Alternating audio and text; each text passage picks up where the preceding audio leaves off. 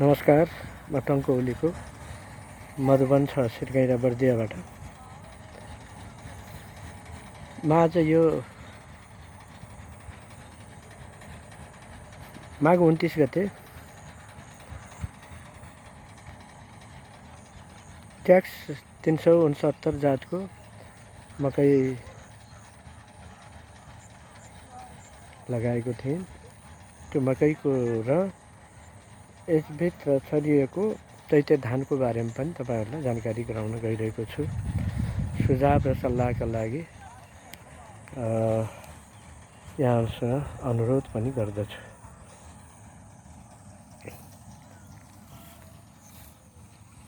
यसरी यो मकै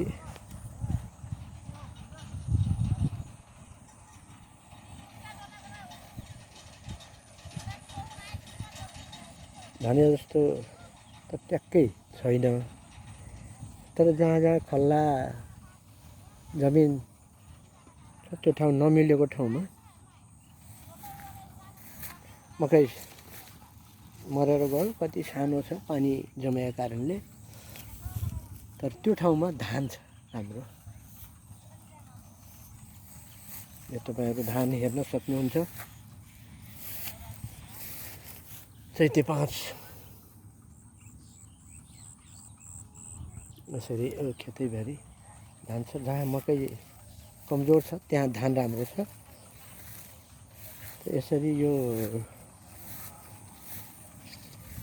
गरामा पनि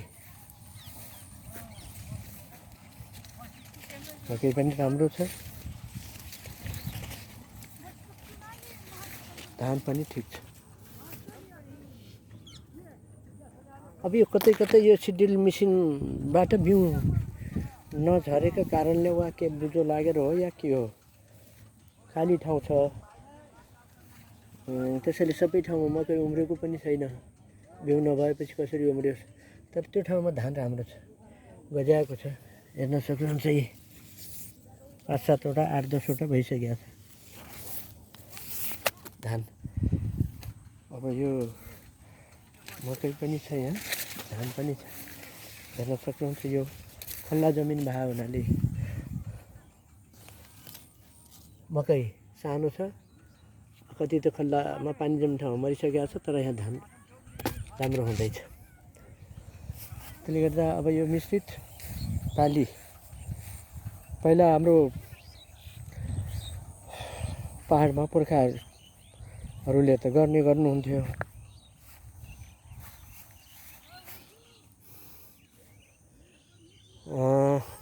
मकैबारीमा घैया पनि छरिदिने र दुइटै चिज उत्पादन गरेको कुराहरू अलिअलि मलाई सम्झना छ पहाडको कुरा। हाम्रो हजुरबुवाहरूले यसरी अब यो परीक्षण मैले पनि यहाँ गर्दैछु।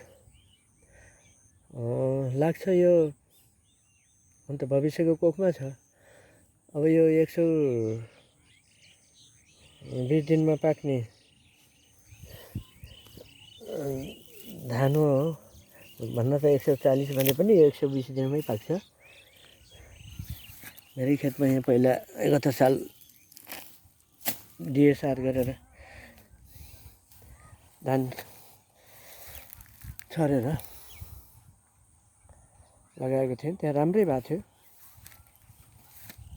तर यसरी यो मकै पनि राम्रै छ। अब यही जग्गामा यही क्षेत्रफल 1 बिघा हो।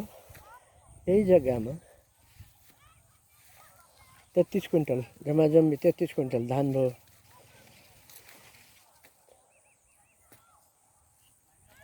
अनि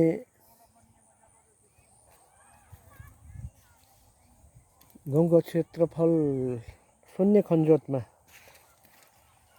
छरिएको गहुँ 4 कट्ठा 18 धुरमा 5 क्विन्टल 50-52 केजी जति भयो। 5.5 क्विन्टल भनेपछि अब यता यो 9 कट्ठामा मैले तोरी छरे 6.5 कुन्टल बनाएँ। अब तोरी निकालेर माघ 29 गते यो मकै लगाएको हुँ। अब यो मकैमा धान पनि छ, त्यस कारणले अब 120 दिनमा यो ट्याक्स 369 पनि 120 दिनभित्र पाक्ने भन्ने छ। अब यो चैते 5 पनि त्यही नै हो। त्यस कारणले सँगसँगै हुन्छ कि भन्ने छ, हेरौँ। तैपनि अब मकै हुने नहुने के छ, म के अरे मकै भन्छु, यो धान बुटो त राम्रो छ, गजाउन थाल्या छ। त्यस कारणले कतै कतै यो गबाउ रोग लागेर मकै के अरे चाहिँ बिसादी त छिट्या हो, त्यही पनि कतै कतै पुगेन होला। त यसरी अब मिश्रित खेतीबाली यदि यो सफल भयो भने किसान दाजुभाइ दिदीबहिनीहरू अब आगामी वर्षहरूमा हामीले यसरी धान र मकै, अब यदि धान सफल भयो भने सँगसँगै गर्ने सकिँदो रहेछ भन्ने लागेको छ। हेरौँ। अब यो भर्खर मकै अब अलिकति पस्टाउन थालेको छ। पहिला गर्मीले खायो, अस्ति पानी आकाशबाट पनि पर्यो, बोरिङबाट पनि पानी सिँचाइ गऱ्यौँ, त्यसले गर्दा अहिले मकै पनि एकदमै राम्रो भएको छ। ठिकै मकै छ, धान पनि यसको साथसाथमा बिचबिचमा यो सिड्रिल मेसिनले छोडे हुनाले जमिन खाली छ, त्यो ठाउँमा धान राम्रो छ। त्यस कारण यसरी अब खेती त गर्न सकिन्छ। किसान दाजुभाइ दिदीबहिनीहरू, तपाईँहरूले पनि यस्ता कुराहरूलाई अब बुझ्ने, बुझाउने र पछ्याउने पनि गर्न पर्यो। अब हामीले अब एउटै खेती सधैँ पुर्खाहरूले गरे जस्तै परम्परागत हिसाबले गरेर मात्रै हुँदैन। अब नयाँ नयाँ तौर तरिकाले, नयाँ ढङ्गले अब नजोतेरै शून्य खनजोतमै गहुँ भयो। अहिले धेरै किसानहरू दङ पर्नु भएको छ, अर्को साल म त्यसै गर्छु भन्नुहुन्छ। गत साल हामीले यो थरुवा धान विधिअनुसार धान रोप्यौँ, धान मजाले भयो, खर्च कम भयो, मेहनत कम लाग्यो, उत्पादन त्यही नै त्योभन्दा कम भएन, बढी नै भयो। त्यसै गरी अब यहाँ मकै लगाइएको छ, तोरी उखेलेर मकै तोरी पनि राम्रै भयो। अब त्यसै गरी मकै पनि राम्रै छ। अब यसरी योभित्र धान पनि छ। अब यो दुइटै खेती सफल भयो भने त हामीले वर्षमा 4वटा खेती उत्पादन गर्न सक्ने भयौँ नि त। त्यसले गर्दा हामी पनि जमिनलाई पनि बिजी राख्ने, हामी पनि बिजी हुने र आत्मनिर्भर बन्ने। अब अर्काको मुख ताक्नुभन्दा, काम पाइएन भनेर जग्गा जमिन बाँझो राखेर भौतारिनुभन्दा अब आफ्नो जग्गा जमिनलाई वा लिजमा लिएर पनि व्यवसायिक तरिकाले खेती गर्न सकिन्छ। योतिर सबैको ध्यान जान आवश्यक छ र यसका बारेमा दुःखको कुरो भन्नुपर्छ। अब यो सरकारले मूल्य निर्धारण गर्छ, तर कहिले कार्यान्वयन हुँदैन। त्यस कारणले सरकार आए गए, धेरै गए, अनि मूल्य कसले गर्छ त भन्दा उत्पादन ऋण साउ गरी पसिना बगा हातमा ठेला उठाइ गरेर किसानले गर्छ, तर भने जस्तो मूल्य पाउँदैन। बिचौलियाले भनेअनुसार आफूले उत्पादित गरेको चिज दिनुपर्ने हुन्छ, त्यो दुःखको कुरो। त्यस कारणले यो सरकारले यसको बारेमा मूल्य तोक्ने मात्रै होइन, अब कार्यान्वयन हुन पर्यो।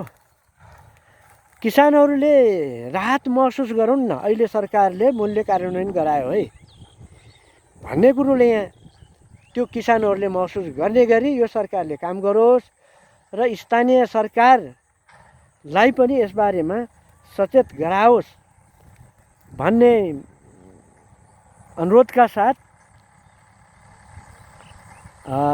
यो भिडियो यहीँ अन्त्य गर्छु। धन्यवाद, नमस्कार।